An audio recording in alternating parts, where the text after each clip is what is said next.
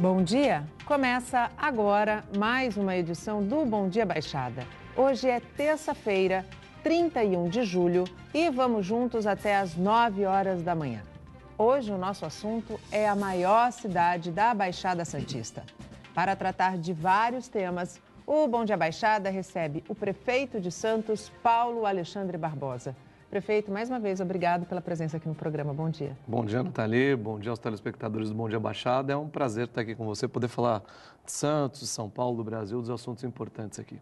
E a partir de agora, você também pode participar do nosso programa, fazer a sua pergunta para o prefeito pelo nosso WhatsApp, que é o 13 988779496, pela nossa fanpage no Facebook, onde já estamos simultaneamente ao vivo, pelo nosso Instagram e pelo nosso Twitter. Prefeito, o Ministério Público Estadual pediu, na semana passada, o fim das frentes de trabalho na Prefeitura. Como é que está essa situação? Olha, as frentes de trabalho são uma modalidade em que pessoas com determinado perfil, por exemplo, egressos do sistema penitenciário, jovens, né, especialmente na faixa dos 16 aos 18 anos, contribuem com a Prefeitura, prestando serviços, né, através de uma bolsa, né, da frente de trabalho, uma bolsa que tem o valor estabelecido de um salário mínimo. E essas pessoas contribuem nas mais diversas áreas da Prefeitura. Importante frisar que a lei ela não foi considerada inconstitucional, a lei criou essa modalidade de colaboração junto à Prefeitura e é um instrumento importante para garantir a retomada, especialmente de oportunidade de mercado de trabalho para quem está fora, para os desempregados. São apenas 614 bolsistas, né, no âmbito da Prefeitura, tudo realizado através de processo seletivo, processo de seleção, cadastro, inscrição de forma adequada, ou seja, amparado pela lei.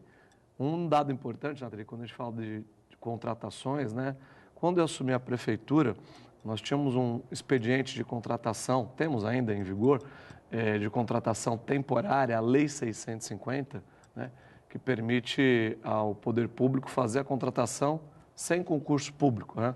Ela existe na cidade desde 1990 e desde então foi utilizada para essa finalidade, para a contratação de pessoas sem concurso público. Quando eu assumi a Prefeitura, eram 1.240 pessoas contratadas nessas condições, ou seja, sem concurso público, contratação direta. Né? E nós colocamos como meta reduzir, porque a porta de entrada no serviço público deve ser o concurso público, né? É a porta adequada. E nós estabelecemos como meta a redução gradual dessas contratações.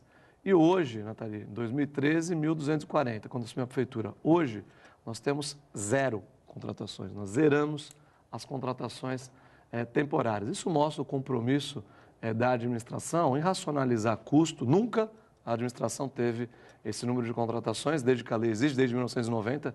Por enquanto, acho que isso reforça o compromisso nosso de austeridade fiscal, compromisso com a legalidade, enfim, com tudo aquilo que é importante, e transparência, evidentemente, na administração pública. Prefeito, você tocou num ponto extremamente importante, que é a primeira porta do mercado de trabalho para o jovem. Hoje a gente sabe que a gente vive num mundo muito tecnológico, muito competitivo. No entanto, o jovem, o seu primeiro emprego, muitas vezes exige dele uma experiência que ele não tem. Eu, particularmente, semana passada estive no campus, fiquei impressionada não só com a estrutura que é oferecida para aqueles jovens, mas com as histórias que eu ouvi de muitos deles que não tiveram só a primeira oportunidade de trabalho, como também saíram das ruas. Né? E eu acho que isso vem muito de encontro com um trabalho que precisa ser feito em todas as cidades do nosso país, que é dar oportunidade e dar condições para que o jovem não caminhe pelos caminhos que a gente já sabe onde que efetivamente terminam. Como que a Prefeitura trabalha essas parcerias, como, por exemplo, com entidades como o Campus? Olha, essas parcerias são extremamente importantes, Nathalie. Acho que a questão da primeira oportunidade, do primeiro emprego, é extremamente difícil, né? Muitas vezes o jovem ele não tem oportunidade porque não tem a qualificação, a experiência. E sem a primeira oportunidade ele não vai acumular experiência. Exatamente. Então fica extremamente difícil essa situação para o jovem. E é importante que a gente tenha um trabalho, eu diria, forte de qualificação para que a inserção no mercado de trabalho seja facilitada. Quanto melhor e quanto maiores as oportunidades de qualificação, certamente maior será a possibilidade do jovem conquistar esse primeiro emprego. Santos tem entidades sérias, importantes, como é o caso do Campus, que fazem esse trabalho inicial, que não é apenas no caso do Campus, é do primeiro emprego, é todo o conceito de cidadania, de convívio, o aprendizado que é acumulado nos cursos preparatórios. A Prefeitura tem jovens do Campus atuando, a Prefeitura busca estimular essa parceria, contratando esses jovens, né? A Prefeitura faz essa contratação e a nossa ideia é que isso possa ser ampliado. Então, logo as condições financeiras permitam, nós temos essa parceria, mantivemos a parceria e vamos ampliar as contratações gradualmente para que a gente possa dar oportunidades para os mais jovens. E é importante também que a iniciativa privada, as empresas possam seguir esse caminho, porque esse trabalho social que é feito, não só com os jovens, mas com a família dos jovens, é um trabalho que é referência, é um grande exemplo e esse tipo de trabalho precisa não ser apenas mantido, mas, sobretudo, ampliado. Para que mais jovens tenham essa oportunidade. Há pouco mais de 10 dias, falando um pouquinho de situação de rua, moradores de rua, de exploração de trabalho infantil, a Secretaria de Desenvolvimento Social lançou o programa Novo Olhar, né, que é voltado para as pessoas em situação de rua. O que esse programa, como esse programa vai servir de ferramenta para a administração pública para tentar reduzir esse cenário que, eu não digo que incomoda as pessoas, porque as pessoas não gostam de se deparar com um morador de rua, mas que incomoda porque a gente tem aquela sensação meio de impotência, de não saber como ajudar. Olha, Natália, esse é um tema extremamente importante, né? É uma prioridade de acordo com o contexto social que a gente vive hoje no Brasil, né? Infelizmente, a população de rua ela tem aumentado, né? Em razão dessa crise econômica, em razão da situação que a gente enfrenta. E na nossa cidade não é diferente. Isso é um problema do país, né? Em função desse momento que nós vivemos, que foi ampliado. Aqui em Santos, a gente tem uma rede muito forte de prestação de serviços, de apoio a essa população que está na rua. E o que nós fazemos? É importante pontuar isso. Primeiro, vagas nos abrigos da Prefeitura. Acabamos de entregar mais um abrigo de inverno, especialmente nesse momento de frio, para que as pessoas tenham o acolhimento. Temos o recâmbio. Então, a pessoa é abordada na rua. Quer ir para o abrigo, ela vai para o abrigo da Prefeitura, onde ela tem a cama, pode dormir, tem comida, enfim, tem todo o acolhimento. Se ela é de uma outra cidade e deseja retornar para a sua cidade, porque, infelizmente, Nathalie, ainda em pleno século XXI, tem municípios que despejam pessoas em Santos, né? O que é lamentável, mas é uma realidade. Então, o que nós temos? Nós temos um programa de recâmbio, ou seja, a Prefeitura identifica a pessoa, comprovado que a pessoa tem uma família, tem um local, uma residência em outra cidade, nós compramos a passagem, colocamos a pessoa no ônibus, fazemos o contato com a cidade que vai receber a pessoa com o serviço social para que ela seja recebida na sua cidade de origem. Só para você ter uma ideia, Nathalie, ano passado nós fizemos 2.536 recâmbios. Nossa! Foram mais de 2.000 pessoas que retornaram para as suas cidades, pago pela Prefeitura e com todo o suporte técnico da nossa equipe. Nós temos, para fazer o encaminhamento para o serviço da Prefeitura, as equipes de abordagem. Sim. Porque muitas vezes eu estou na rua, as pessoas falam, prefeito, tem que tirar aquela ali, tem um morador de rua ali, só tem que tirar, tem que mandar a Prefeitura tirar. E é importante ter o programa aqui para esclarecer para as pessoas. A Prefeitura ela é impedida, por lei, de retirar qualquer pessoa em situação de rua. O que as equipes de abordagem podem e devem fazer é o convencimento. Sim. A pessoa só vai para o abrigo da Prefeitura ou só vai para o recâmbio, retornar para a sua cidade, se for vontade dela. Claro. E muitas vezes esse trabalho da equipe de abordagem é um trabalho difícil, Nathalie. Eu imagino. Duro. Porque 84% das pessoas que estão na rua, elas têm dependência química, álcool, drogas. E esse convencimento nas pessoas com essas condições... Que são doentes, né? Doentes, fica muito mais difícil. Então, o que nós fizemos com o Novo Olhar? Primeiro, criamos facilitadores. Um detalhe mais importante, muitas vezes as pessoas não aderiram, elas não iam para o abrigo, por quê? Porque não podiam levar o seu cão de estimação. O cachorro, então nós criamos lá o canil, dentro dos abrigos, né, para que as pessoas pudessem ir para o abrigo. As equipes de abordagem, elas foram ampliadas. Nós vamos ampliar as equipes para que a gente possa ter mais gente fazendo abordagem na rua. Um outro detalhe importante, as pessoas acabam ficando na rua, e aí a importância do papel da sociedade. Porque falam, olha, quando são perguntadas por que ficar em situação de rua, as pessoas dizem, olha, eu tenho a solidariedade da população. Muitas vezes recebe alimento, comida, almoço, jantar, recebe roupa, recebe esmola, dinheiro, e acaba isso, a população, num ato de generosidade, pode pensar que está ajudando. Mas na verdade está prejudicando, está contribuindo para que essa pessoa continue em situação de rua. Então, o Novo Olhar tem também o objetivo de conscientizar a sociedade de que, olha, as pessoas, por exemplo, querem doar roupa, querem levar um prato de comida à noite. O que a gente fala? Continue fazendo isso, faça isso, mas faça no equipamento da prefeitura. Vai levar o prato de sopa no abrigo da prefeitura. Vai levar a roupa no abrigo da prefeitura. E nós vamos fazer agora, estamos fazendo uma parceria, existem até algumas entidades que de forma organizada, alguns grupos que realizam esse trabalho nas noites de Santos. O que nós vamos fazer? Uma parceria para que as entidades possam oferecer, por exemplo, sopa no Bom Prato à noite. Levar esse serviço para o Bom Prato. E com isso a gente consegue trazer as pessoas para a nossa rede de proteção, para os serviços que são oferecidos pela prefeitura. Você citou, prefeito, a questão do abrigo de inverno e a gente teve, mais uma vez, a gente está aí com uma frente fria. Hoje está bem frio, está chovendo bastante, muito. Como é que essas pessoas em situação de rua, nesses dias mais frios, elas têm sido acolhidas? Olha, nós ampliamos as vagas de abrigo, inclusive com a abertura de um novo abrigo de inverno no centro da cidade, importante para poder acolher essa população. Nesse período, a gente faz um esforço de ampliação, porque é um período em que há mais necessidade desse acolhimento. Então, a gente procura, com o Novo Olhar, também traz essa nova postura no sentido dessas novas vagas de abrigo.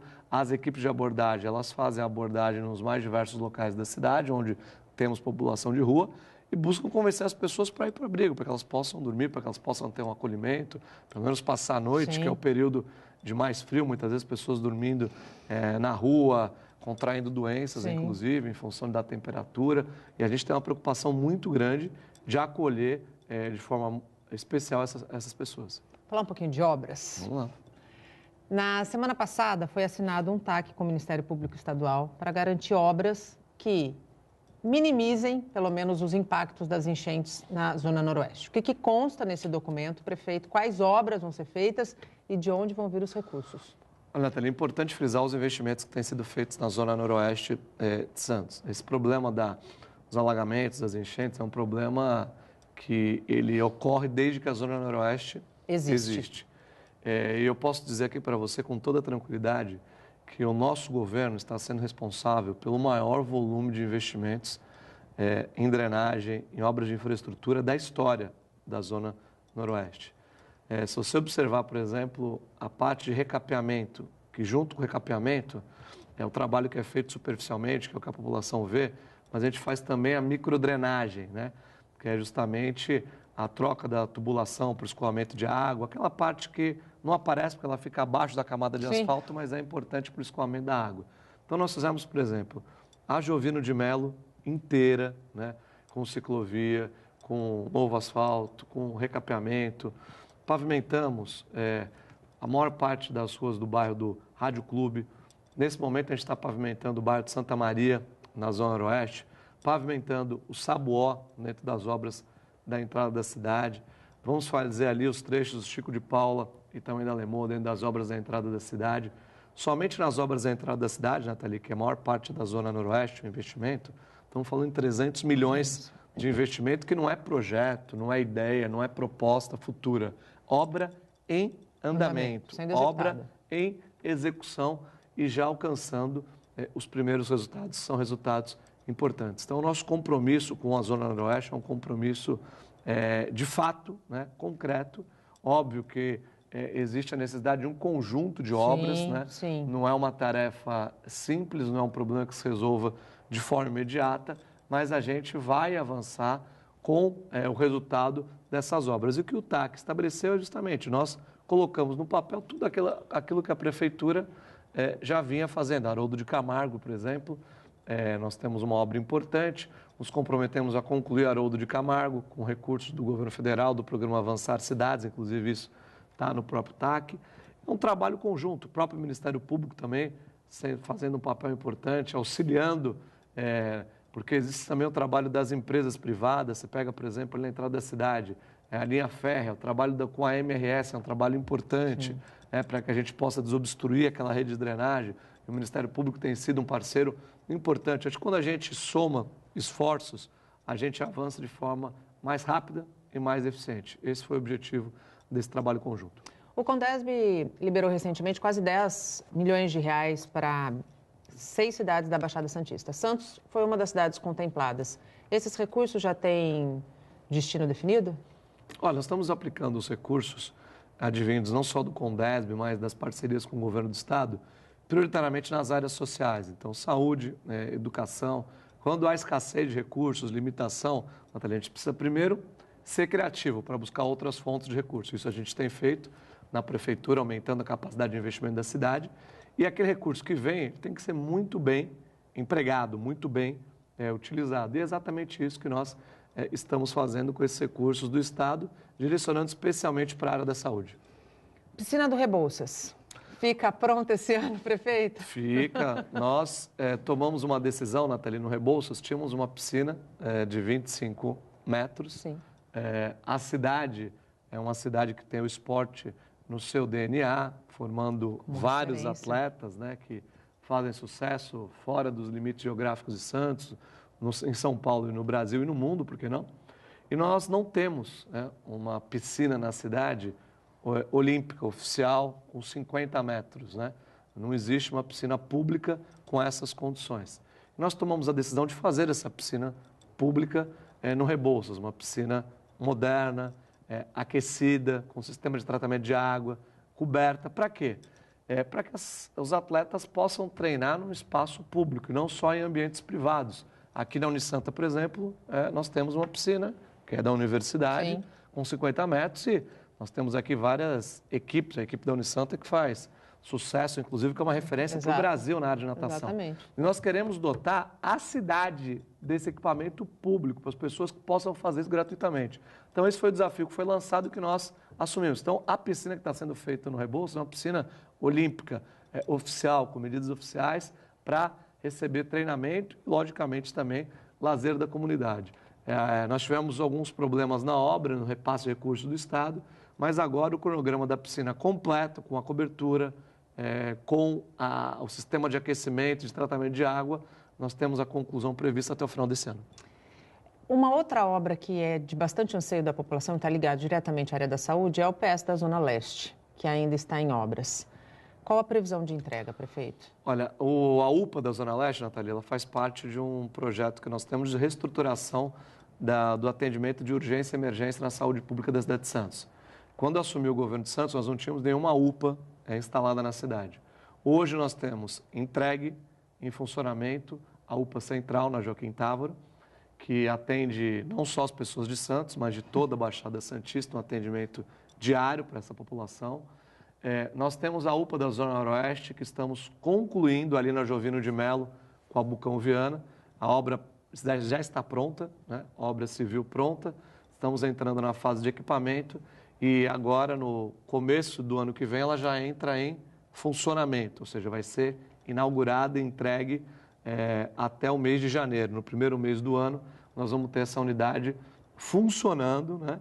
E atendendo a comunidade da Zona Oeste já dentro desse novo conceito. Instalações modernas, adequadas, né? Nós temos lá na Zona Oeste uma dificuldade, que é o prédio ali onde funciona o PS da Zona Oeste, o sistema o atendimento de urgência e emergência. Vamos migrar para esse local um atendimento de qualidade. E a terceira UPA que nós vamos entregar é a UPA da Zona Leste. Nós temos 57% da obra concluída, já subimos lá a estrutura. Nossa previsão, Nathalie, é concluir a obra em 2019, no ano que vem, para que ela possa entrar em funcionamento no ano de 2020. Gradualmente, nós estamos colocando essas UPAs em funcionamento e até o final do governo, 3 novas UPAs. Não tínhamos nenhuma, teremos 3 em funcionamento. Além das UPAs, nós entregamos 10 novas policlínicas na cidade, bairros como o Jardim Piratininga, que foi a última entregue. Nós fazemos o atendimento no Piratininga, se tem alguém aí nos assistindo no Piratininga, sabe disso, numa sala na Sociedade de Melhoramentos, desde sempre, né? Hoje nós temos uma policlínica com 800 metros quadrados, equipamentos de ponta, uma estrutura moderna para atender a população. Assim foi no Piratininga, que foi a última a ser entregue, foi na Vila Nova, que não tinha policlínica adequada, foi no Morro Santa Maria, que tem uma nova policlínica, foi no Morro do São Bento, que tem também a nova policlínica, foi na Aparecida, foi na Ponta da Praia, foi no Caruara, que ganhou a sua primeira policlínica, o primeiro prédio com elevador da área continental, um prédio moderno para atender a população do Caruara, enfim, um grande esforço para a gente melhorar a saúde básica, urgência e emergência, e o Hospital dos Estivadores, que nós tivemos a oportunidade também de entregar dentro do nosso governo, ou seja, um grande esforço para melhorar a infraestrutura na saúde, e a UPA da Zona Leste faz parte desse nosso amplo projeto de investimentos na saúde. O Bom Dia Baixada vai para um rápido intervalo. No próximo bloco a gente segue falando um pouquinho mais de obras e se aprofunda na questão da saúde. Não saia daí, até já. O Bom Dia Baixada está de volta e abrimos este bloco falando de futebol.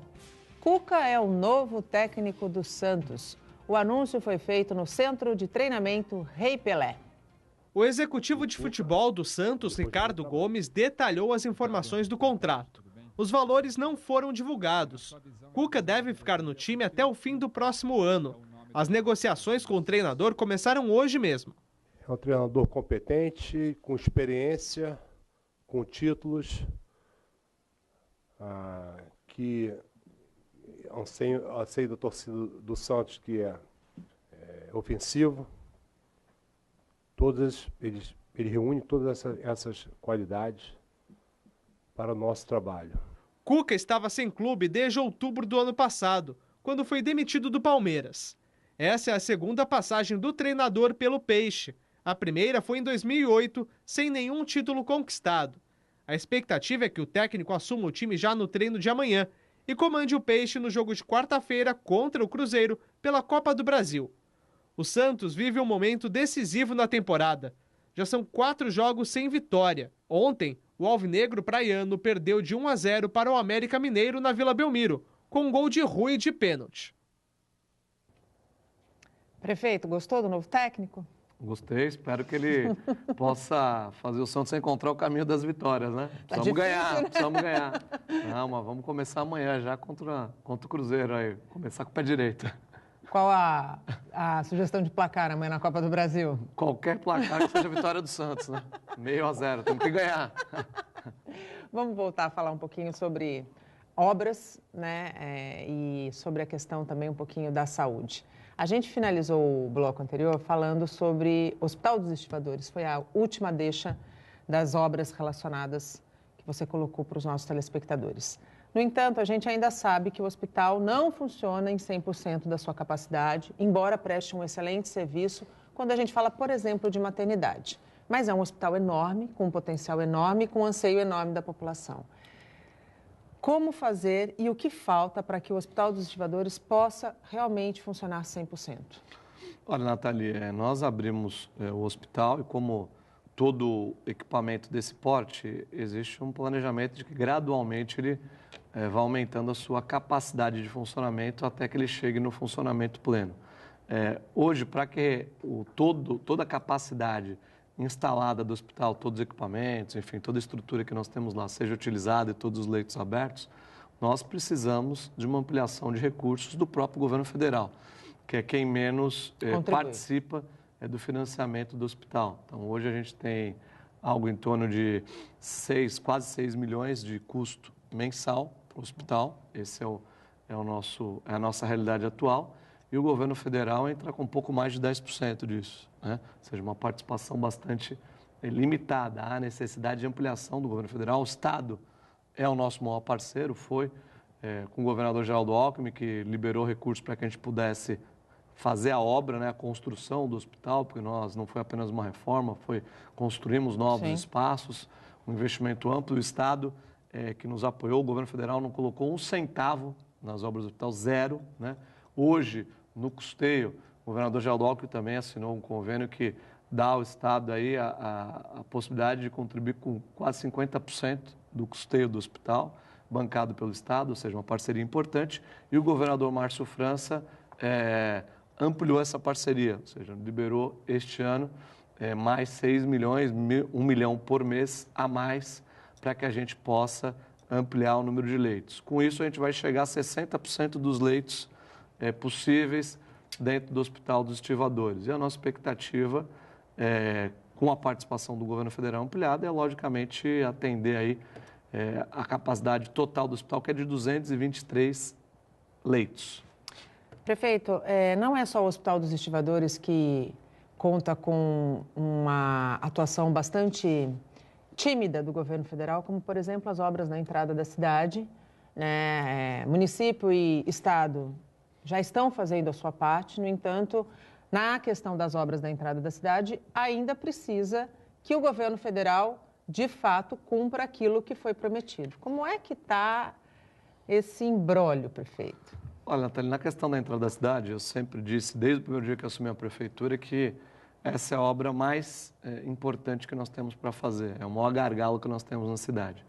E sentei à mesa e trouxe o Estado, né? Colocamos o Estado e a União à mesa, para que cada um pudesse fazer a sua parte, município, Estado e União. E nós assumimos o desafio, o município de Santos, de entrar com investimento na mesma proporção do Estado e da União, embora, obviamente, o município arrecade muito menos do que ambos. Fizemos esse desafio e fizemos nossa lição de casa. O município fez o projeto, buscou o recurso, fez as licitações, obras iniciadas, e o Estado também, dentro de um outro modelo de parceria com a iniciativa privada, estendeu o contrato da Ecovias, e a Ecovias está fazendo a parte que caberia ao Estado. Ou seja, a Prefeitura puxou a fila, liderou esse processo, comandou essas negociações e temos resultados importantes. Hoje, nós temos assegurados, é importante falar isso para o santista, 600 milhões de reais de investimento na entrada da cidade e de obras que estão sendo já realizadas, que já se iniciaram. E a parte do governo federal foi, infelizmente, a única que não avançou, que não fez projeto, que não definiu destinação de recursos e, portanto, não se concretizou. Nós temos cobrado bastante o governo federal.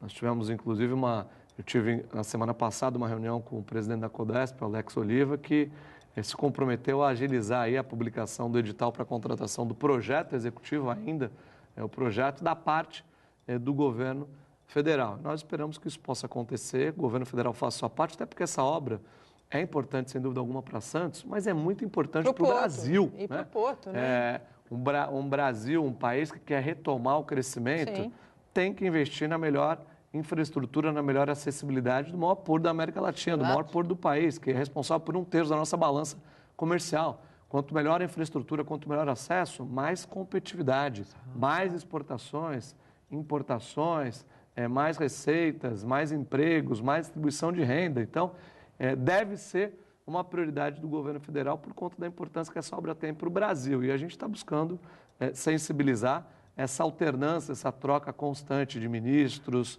Isso atrapalha bastante, né? E essa instabilidade política pelo qual passa o governo federal, sem dúvida alguma, é um fator que prejudica bastante. E a gente tem que deixar aqui bem claro que quem mais ganha com o Porto de Santos, mais fatura, é o governo federal, não é o município nem o Estado, né, prefeito? São bilhões e bilhões arrecadados aqui, seja com tributos, seja com as outorgas aí por conta das concessões que são feitas. E o que nós estamos pleiteando, a parte do governo federal, por exemplo, está estimada em 300 milhões de reais. É um valor irrisório, irrelevante, perto daquilo que o governo federal arrecada na cidade de Santos, no Porto de Santos. Então, isso não é favor, isso é obrigação do governo federal realizar esse investimento com agilidade e celeridade. Tem uma pergunta no ponto que tem a ver com as obras na entrada da cidade. Eduardo Neto. Existe a previsão de chegada de recursos federais para a obra na entrada da cidade? Acabamos de responder, Aldo. Estamos à espera, né, prefeito? Aldo, nós cobramos aí os ministros. Recentemente, o presidente Temer esteve aqui, inclusive publicamente eu fiz essa cobrança e pedido para que isso possa acontecer. Nós estamos aguardando a publicação do edital do projeto e, na sequência do projeto, a destinação de recursos para as obras. Mas, infelizmente, né, pelo período eleitoral, pela turbulência política em Brasília, a minha crença é que essa missão, essa tarefa vai ficar para o próximo presidente da República. Falando em Porto de Santos, recentemente a VLI, que é um dos terminais que opera no Porto de Santos, entregou importantes equipamentos para a cidade. Como é que você tem avaliado esta relação de devolver ao município os terminais, quando eu falo dos terminais, devolver para o município aquilo que eles acabam ganhando estando instalados aqui?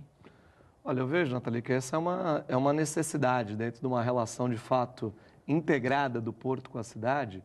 Essa contrapartida das empresas para a cidade é necessária, porque as empresas elas estão aqui, seus colaboradores muitas vezes moram na cidade, residem na cidade, tendo uma cidade melhor, também vai melhorar as condições para os próprios colaboradores das empresas. As empresas acabam tendo seu resultado alcançado aqui na cidade. E é justo que isso seja compartilhado, esse conceito de responsabilidade social com o local em que a empresa está instalada. E algumas empresas têm tido essa sensibilidade, têm tido esse olhar. A VLI, sem dúvida alguma, é um destaque super positivo, porque é uma referência nessas parcerias, parceiras das cidades, parceira absoluta da cidade em várias áreas, na área da saúde, na educação.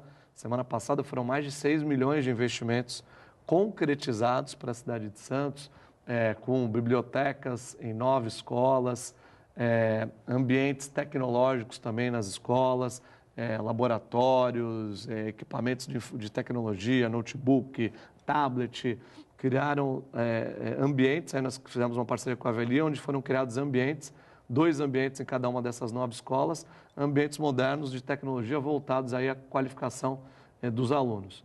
Na área da saúde, a VLI também disponibilizou uma van para fazer o atendimento oftalmológico das famílias nos bairros da cidade, a escola de mães, que é um ambiente voltado aí a preparar as mães para esse momento do parto, depois da amamentação, contribuiu muito para a redução da mortalidade infantil.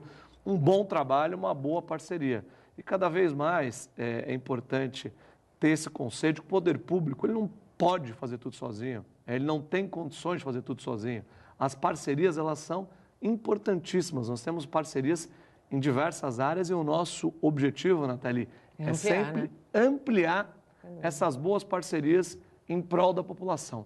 E sempre elas têm por objetivo o quê? Serviços, produtos, equipamentos para a cidade.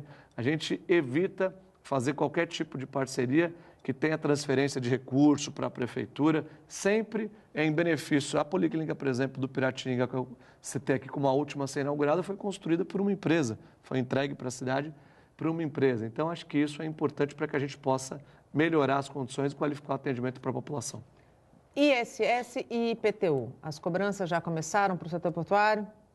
O ISS já está em vigor, nós estamos monitorando, né, a evolução da atividade portuária. Foi um compromisso, né, meu quando nós aprovamos o ISS. Houve uma reivindicação de que isso poderia trazer algum tipo de prejuízo, fuga, e nós estamos fazendo permanentemente esse acompanhamento. Ao final do primeiro ano, nós vamos mensurar se houve uma retração, se houve uma diminuição da movimentação portuária ou se houve um aumento. E, a partir disso, seguir em frente com as medidas. Lhe adianto que as informações e os dados são positivos. Os dados mostram um avanço na movimentação do porto, o que é bom para o porto e também para a cidade que acaba participando. E lembrando que esse imposto é um imposto sobre serviço, ou seja, tem serviço, é cobrado tributo. Não tem serviço, não tem o imposto. O projeto que modifica a Lei de Uso e Ocupação do Solo foi aprovado pela Câmara de Vereadores, foi encaminhado para a sua sanção e é um projeto que está diretamente relacionado ao desenvolvimento da cidade, né? Como as novas diretrizes vão contribuir para esse desenvolvimento de Santos? Olha, Nathalie, a Lei de Uso e Ocupação do Solo, ela tem o objetivo de regrar, de ordenar essa ocupação do território, mediante os interesses da cidade. É uma lei inovadora, é uma lei muito interessante para a cidade, a lei que foi aprovada. Aliás, eu já tive a oportunidade de sancionar a lei, Nathalie, já está em vigor, ou seja, está valendo. E ela tem por objetivo, especialmente, eu destacaria um objetivo, que é repovoar o centro da cidade de Santos. Nós temos, nessa segunda fase do VLT, o VLT ele vai passar pelo centro, nós alteramos o trajeto do VLT, então ele parte ali onde finaliza a primeira etapa, na Conselheiro Neves, com a Francisco Glicério, e ele pega a Campos Melo, né? O VLT vai pela Campos Melo, depois o Dr. Cochrane, passa na frente do Mercado Municipal, vamos ter uma estação ali no Mercado Municipal do VLT, depois pega a João Pessoa, ali todo aquele pedaço do centro da cidade, a São Leopoldo, né? Chegando na São Bento, passa ali pela Visconde do Imbaré, em frente à rodoviária, Amador Bueno, Constituição, enfim, o centro da cidade. E o que nós estamos fazendo? Nosso objetivo, a cidade, ela começou a ser povoada pelo centro, né? Exatamente pelo centro. Minha mãe, por exemplo, conheceu meu pai lá no Valongo, no centro da cidade, e muitas famílias tiveram a sua origem lá. E depois disso, as pessoas acabaram, a cidade começou a ser ocupada nesse lado aqui, na zona intermediária, na orla. Portanto, o centro ele já tem uma estrutura adequada, rede de drenagem, esgoto, adequada para atender essa questão da moradia das pessoas. Qual que é o nosso objetivo? Fazer com que a construção civil possa fazer empreendimentos no centro da cidade. Para isso, nesse corredor do VLT, nós estamos dando muitos incentivos. Por exemplo, dando a opção com essa lei do construtor empreender, no trecho onde passa o VLT, fazer prédios sem a necessidade de garagem, né? Sem a garagem. Porque nós vamos ter um transporte público de alta qualidade na porta desses locais. Então, nada melhor dentro de um conceito, inclusive moderno, que a gente possa... Sustentabilidade, né? Liberar os consultores. Obviamente que não vamos obrigar a fazer sem garagem, mas estamos permitindo que isso possa ser feito. Vamos flexibilizar a legislação no que tange aos tributos, taxas que são cobrados pela prefeitura para baratear o custo para o construtor e, consequentemente, o custo para quem vai comprar. Vai ser uma medida já em vigor, extremamente importante. Vamos flexibilizar, além dos tributos, a questão do potencial construtivo, né? Poderá construir mais sem pagar nenhum tipo de outorga para a prefeitura nesse trecho. E nós vamos entrar agora também, a próxima etapa, agora no retorno da Câmara, vamos entrar com um pacote de incentivos fiscais, ou seja, por exemplo, o ITBI, né? Que é cobrado quando se faz uma transação imobiliária. A prefeitura, um imposto recebido pelo município. Nós vamos isentar de ITBI esses imóveis no centro. Vamos além, estamos estudando e finalizando o projeto para conceder isenção de IPTU durante 5 anos para quem comprar esses imóveis, né, no centro da cidade. E por que isso? Importante deixar claro, todos os projetos que foram feitos até hoje de revitalização, recuperação do centro, eles tiveram foco no patrimônio, revitalizar o patrimônio, o físico. O que a gente está fazendo, Nathalie? Repovoar. Repovoar, trazer as pessoas de volta para o centro, dar vida para o centro. Só assim nós vamos ter, por exemplo, um comércio mais pujante, vamos ter mais movimento no comércio, nós vamos ter lojas fechando, né? Vamos ter serviços abrindo, estabelecimentos abrindo, com transporte de qualidade, nós confiamos nisso, e nós mudamos todo o trajeto do VLT por conta disso, com transporte de qualidade, com incentivo para a construção civil, no médio prazo, o centro vai ter uma outra cara. O centro da cidade merece essas chances, sem dúvida nenhuma. O Bom Dia Baixada vai para mais um rápido intervalo. Não saia daí, até já. Estamos de volta e chegamos ao último bloco do nosso programa. Foi enterrado no cemitério memorial em Santos o corpo do jovem Lucas Martins de Paula, de 21 anos. O estudante sofreu politraumatismo craniano depois de ser espancado por seguranças na casa noturna Bacará, em Santos. No velório, o sentimento era de indignação. Abalada, a mãe não quis gravar a entrevista. O que aconteceu não foi uma fatalidade, né? Alguém provocou isso. Então, é difícil você aceitar que foi um acidente ou foi qualquer coisa, né? Alguém causou isso. Então, a família toda, amigos e todo mundo, a indignação é muito grande e é onde que todo mundo tem buscado por justiça, tem, né, gritado por justiça por causa disso. O caso aconteceu no último dia 7. Lucas Martins de Paula foi agredido por seguranças da casa noturna Bacará, no bairro do Imbaré, por causa de uma diferença de R$15 na comanda. Uma bebida já comprovada que ele não consumiu. O jovem sofreu politraumatismo craniano e ficou internado por 22 dias na Santa Casa de Santos. Morreu ontem, por volta das 8 horas da noite, com uma parada cardiorrespiratória. 3 seguranças que agrediram o Lucas e o proprietário da casa noturna já foram indiciados por tentativa de homicídio. Essa casa já não é a primeira vez que acontece isso. Já não é a primeira vez que esses seguranças eles fazem esse tipo de coisa. Meu, não dá para acreditar, não dá para acreditar. Um menino bom, um menino de família, um menino que nem saía, começou a sair agora. Lucas era aluno do 8º semestre de Engenharia Elétrica na Unisanta. Por causa das boas notas, tinha bolsa 100%. A alta direção da universidade compareceu ao velório. O Bacará segue fechado por apresentar irregularidades, segundo a prefeitura. Entre elas, o fato da casa ter entrada pela Avenida Epitácio Pessoa e saída pela Rua Oswaldo Cochrane. Eles me chamaram ainda para ir nessa festa, porém no dia eu não podia ir. É uma fatalidade, é um problema que acontece no nosso país todo dia e se não arrumar um jeito, não ter justiça, não mostrar que tem que ser diferente, esse país não vai melhorar, porque os nossos jovens estão perdendo a vida por besteira, por causa de uma garrafa de cerveja. É muito complicado. Você vê um amigo tão bom e o dia antes de acontecer essa fatalidade a gente estava no mar surfando, ele estava me falando dos sonhos dele. Pô, tô terminando a faculdade, tenho tanta coisa para fazer agora e acontece uma fatalidade dessa, né? Interrompe uma vida que podia gerar tanta coisa boa para o mundo, né? E é muito triste. É mesmo, muito triste.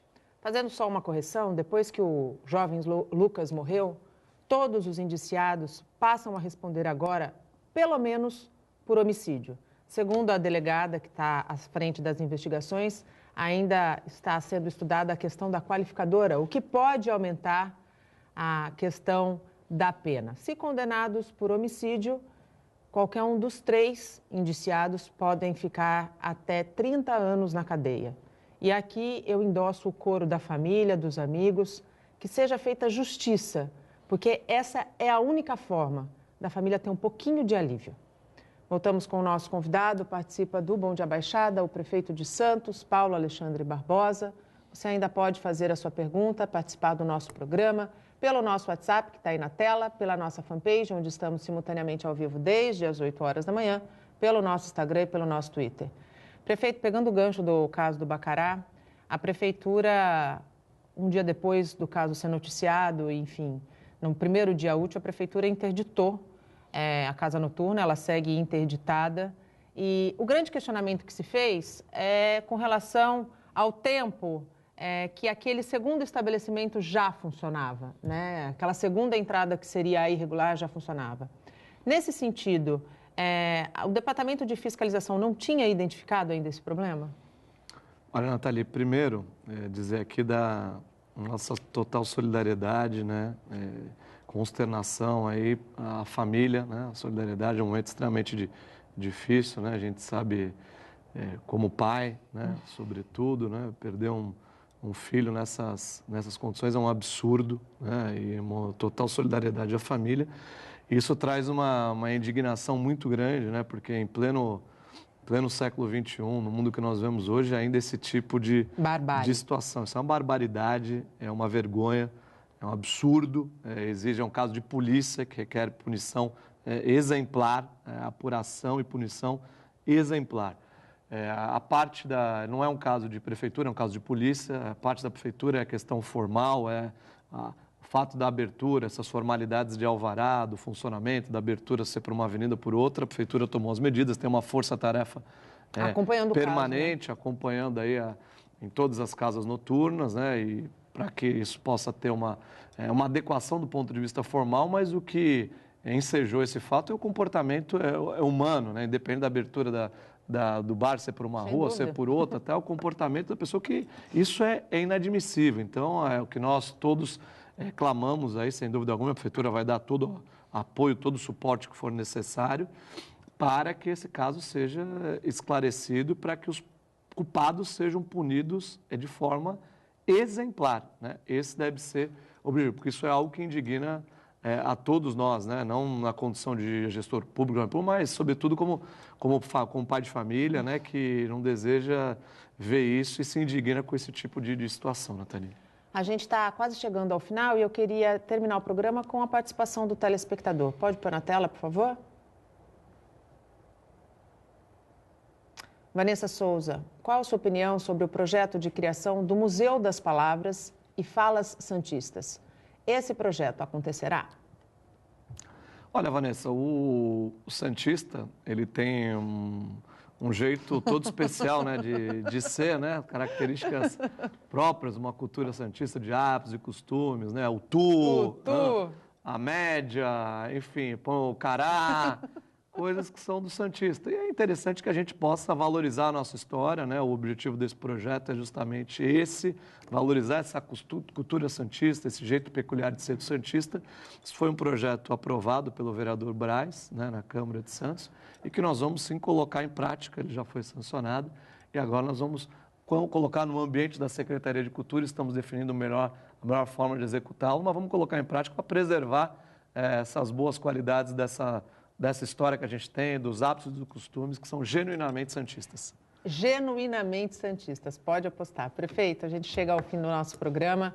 Eu queria muito agradecer a tua participação mais uma vez aqui conosco, a tua disponibilidade em nos atender, em falar para a população. Claro, 1 hora sempre é pouco para a gente estar colocando todos os assuntos em dia, mas é bom porque sempre fica um convite para o teu retorno. Muito obrigada. Com certeza, um prazer estar com você aqui, Nathalie, cumprimentar os telespectadores que nos acompanharam e estou à disposição para que a gente possa aí ter novas oportunidades, trazendo novas informações e prestando contas do nosso trabalho com a cidade. O Bom Dia Baixada fica por aqui. Você pode ficar bem informado sobre tudo o que acontece na região e no mundo acessando o Santa Portal. Não esqueça de curtir a nossa fanpage no Facebook, nossa página no Instagram e no Twitter. Eu volto amanhã, a partir das 8 horas da manhã. Tchau!